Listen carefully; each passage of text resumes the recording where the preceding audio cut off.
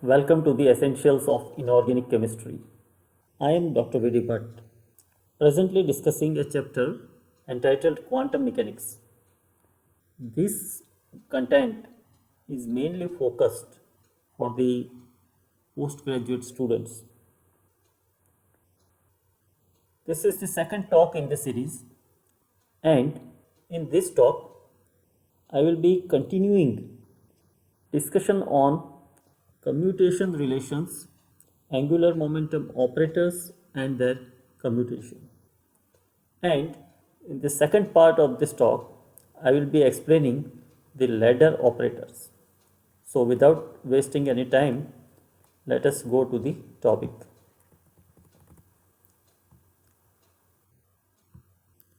Commutation between L square and its components. Friends, as I have already mentioned, that this lecture is in continuation with the previous one. So, if you have not attended the previous lecture, please go back and attend the first talk and then come here. You will be able to understand it better. So, here we will be seeing the commutation of Lx square and Lz. By definition, we know that commutator AB is equal to AB minus BA. So, commutator Lx square Lz is equal to Lx square Lz minus Lz Lx square. Now, Lx square is nothing but Lx multiplied by Lx. So, we can put it like Lx multiplied by Lx multiplied by Lz minus Lz Lx Lx. Mathematical trick has to be applied over here, and the trick is you have to subtract and add Lx Lz Lx. So what I am going to do is I am writing the above equation Lx Lx Lz. Now I will subtract Lx Lz Lx and then add Lx Lz Lx, and then the last term minus Lz Lx Lx. So what happens? From the first two terms, you can take the Lx common and you will be left with Lx Lz minus Lz Lx. So you will be able to understand that why I subtracted and added Lx Lz Lx, because I wanted to have a AB minus BA kind of relationship. Okay, in the third and the fourth term, we have Lx on the right hand side, and in the bracket I will have Lx Lz minus Lz Lx. Again, it is like AB minus BA. So this can be put as Lx multiplied by commutator Lx Lz plus commutator Lx Lz into Lx. Now from the previous lecture, we know that commutator Lz Lx is equal to ILy. So commutator Lx Lz will be equal to minus ILy, because see, if commutator AB is equal to AB minus BA, then commutator BA will be equal to minus AB plus BA. So that is how it goes. So in place of commutator Lx Lz in this above equation, I am going to put minus ILy. So commutator Lx square Lz is equal to minus, then I have already Lx, I and Ly, minus I Ly Lx. What I have done is, in place of Lx Lz, I have put minus I Ly. So now you can take the I outside, minus I outside, and you will be left with Lx Ly plus Ly Lx. So the value of commutator Lx square Lz is equal to minus I Lxy plus Ly Lx. See, this curly bracket or this large bracket does not indicate commutator or even anti-commutator. It is simply a bracket. So from this, you will be able to understand that if we take commutator Ly square Lz, then what will be the value? If you are not able to predict, then just for your help, I am calculating this again. Commutator Ly square Lz is equal to Ly square Lz minus Lz Ly square, which is now in place of Ly square I will say Ly into Ly, Lz minus Lz Ly Ly. This time what I will subtract and add? Ly Lz Ly. How I am doing it? So that I get a commutator. So Ly Ly Lz minus Ly Lz Ly plus Ly Lz Ly minus Lz Ly Ly. This is equal to Ly on the left hand side, and I am straight away putting commutator Ly Lz plus commutator Ly Lz, and on the right hand side you have Ly. Now again, from the previous lecture, we know that commutator Ly Lz is equal to I Lx. So in place of commutator Ly Lz, I will put I Lx, and therefore I will get the value of commutator Ly square Lz is equal to plus I Lx Ly plus Ly Lx. See, there is just a difference of the sign. This is minus I with Lz, and with Ly square you get plus I. Then what will happen to the value of commutator Lz square Lz? This is quite simple. See, when you put Lz square equal to Lz into Lz, then both the term will become same, and therefore commutator Lz square Lz is equal to 0. Now let us add the three results that you have obtained. First of all, we obtained commutator Lx square Lz, then you obtain commutator Ly square Lz, and then you obtain commutator Lz square Lz. So that is equal to minus,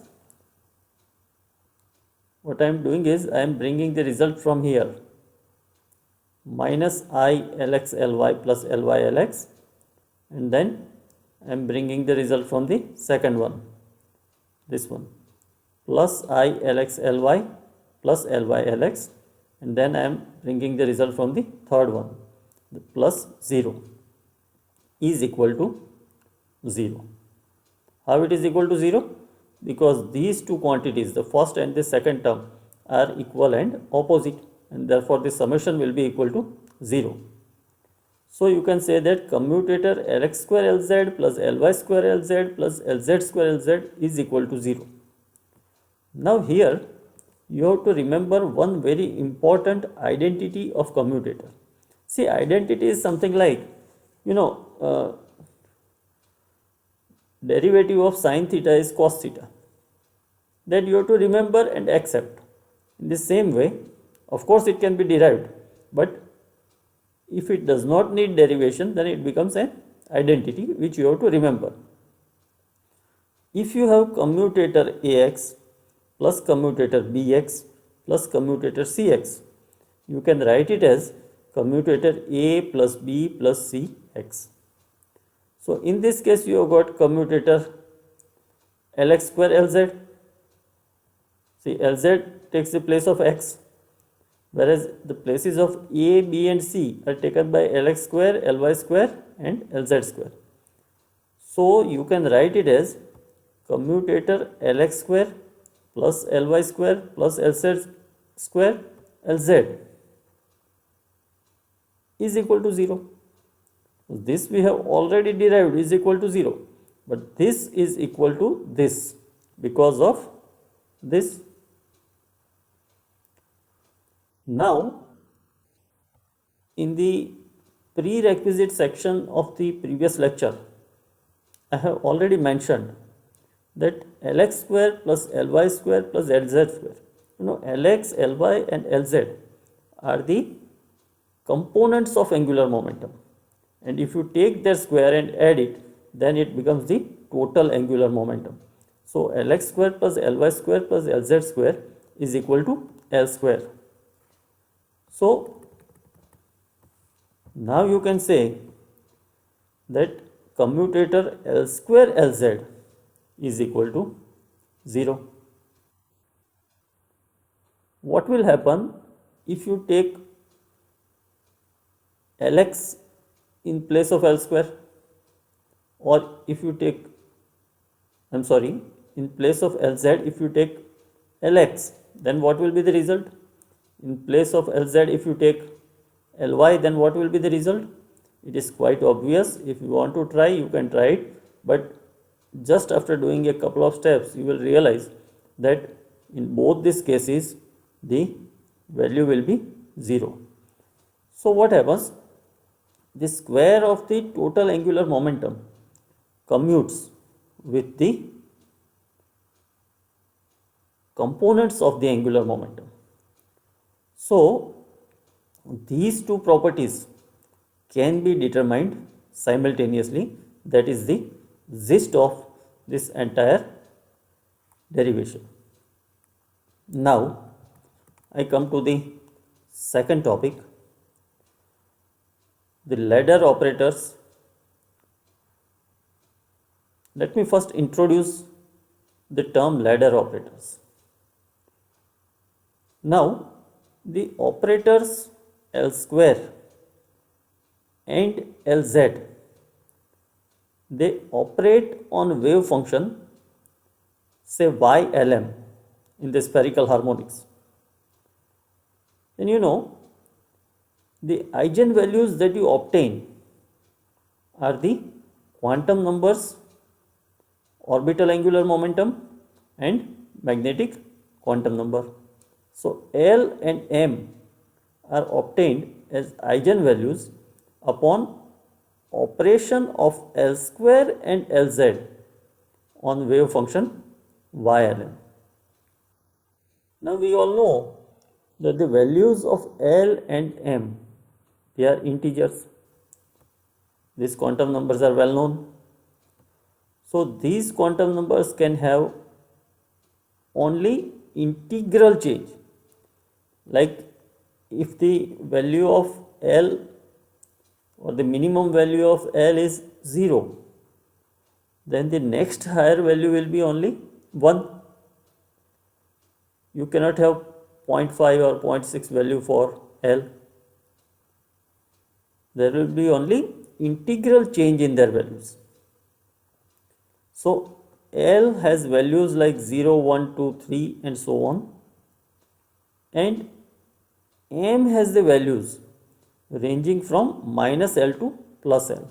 So for example, if L is equal to 2, then M can have values minus 2, minus 1, 0, 1 and 2. The important thing is, in both the cases, whether it is L or M, the value changes to the next higher or the next lower value by an integral number, an integer, by 1 unit only. Here also minus 2, then minus 1.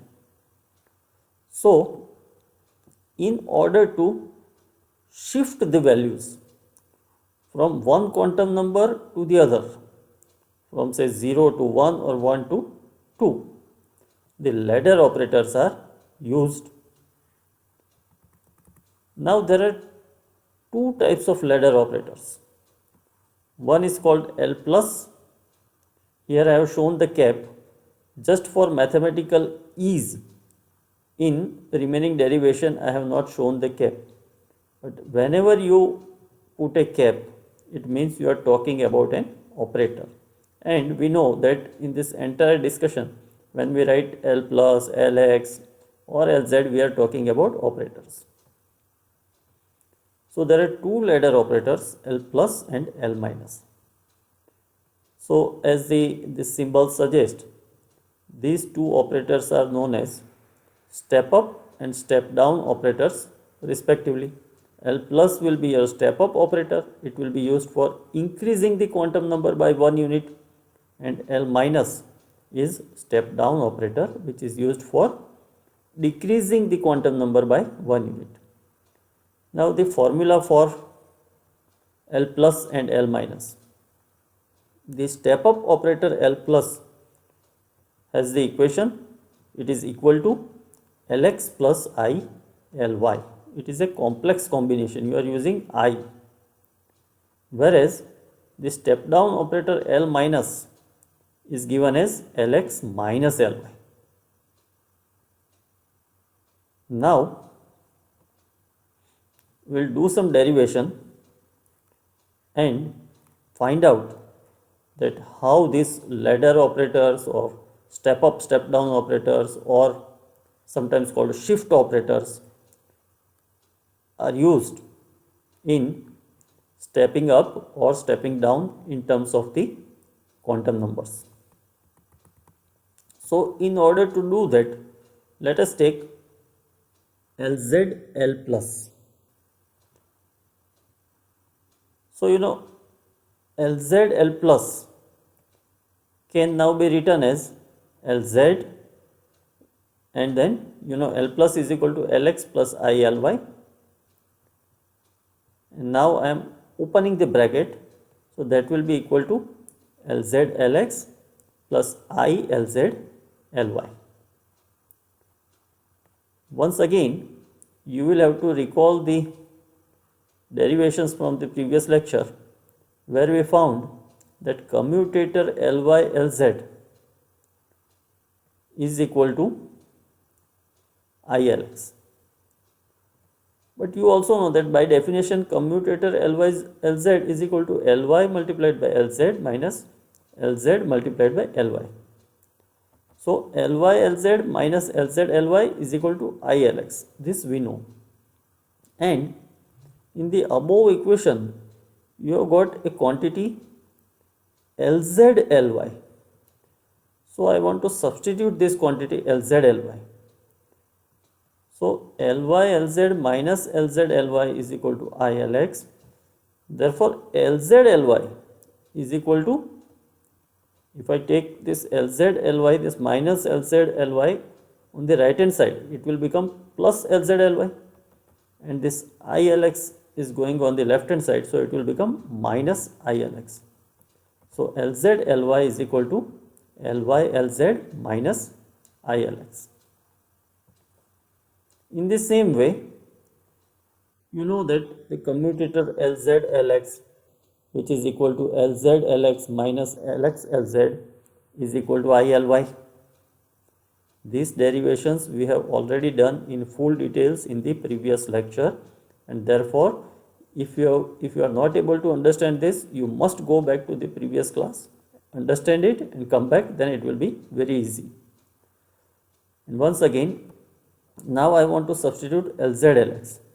So I will keep Lz Lx on the left hand side and shift this Lx Lz on the right hand side. So it will become Lx Lz plus I Ly. So then this equation will now look something like this. So it was Lz L plus, which was equal to like this, Lz Lx plus I Lz Ly. Now in place of Lz Lx, I am putting Lx Lz plus I Ly, see, and in place of Lz Ly, I am putting this quantity, and I will remain outside the bracket. So you can write it as Lx Lz plus I Ly, which is already there. So this I Ly, and then you have I Ly Lz. If I open this bracket, is I Ly Lz, and this will become I multiplied by minus I Lx. So you will have minus, in place of this plus sign you can have minus, and I square will come outside the bracket, and you know I square is equal to minus 1. So minus minus 1 will become plus. So this equation will become Lx plus ILy. You are taking Lz as common on the right hand side, and then Lx plus I Ly. This time you are taking these two terms, and you know that I square is equal to minus 1, and then minus sign was already there, it became plus. So your Lx plus Ly, sorry, Lx plus ILy Lz plus Lx plus ILy. Now you know Lx plus ILy is the definition of L plus. So it will become L plus, and I am taking it as common. In both the terms I have Lx plus ILy. So I am taking L plus as common, and then I am left with Lz plus 1, means nothing. So that is equal to L plus Lz plus 1. Thus you will see that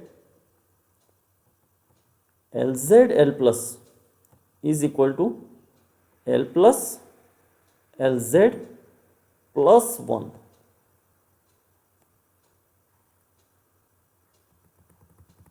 Similarly, if you take Lz L minus, you will get the value like this only, L minus Lz minus 1, because this is your step down operator. Now what happens? In spherical harmonics, Ylm is your wave function, and Ylm is an eigenfunction of your operator Lz. So the operation of Lz on, this is called eigenvector, L plus Ylm, gives 1 unit higher value of the quantum number. See what happens when Lz operates on this eigenvector L plus Ylm.